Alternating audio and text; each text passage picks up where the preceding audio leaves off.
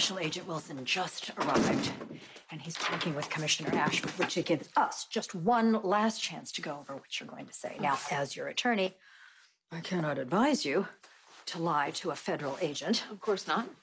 So, when asked about what happened that night on the cliff, you will say... I'm going to stick to my original statement that I was nowhere near the cliff, and the last time I saw Nell was after we fought in the clearing. Excellent, because whatever you do, you cannot veer from what you originally said to the police. Right, got it. And when Wilson asks you about Nina overhearing you and Jax talking about you seeing Nell hanging off the side of a cliff and you intervening a little too slowly, which means Nell falls to her death, you will say...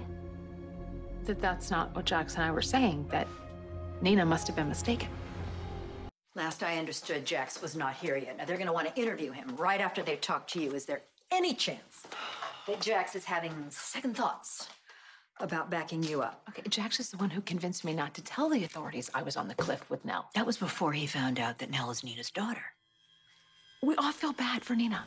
Well, I did before she went off on me over my husband's grave. I know. That was not pretty. That's also not my point. You discovered that Nell was Nina's daughter. You chose not to say anything, and here we are. You're saying that I should have told Nina that Nell, the sociopath, was her long-lost daughter? Absolutely. The moment you discovered it, it would have saved Nina this world of pain she's in. Jax is devastated by what happened. And that's precisely my point.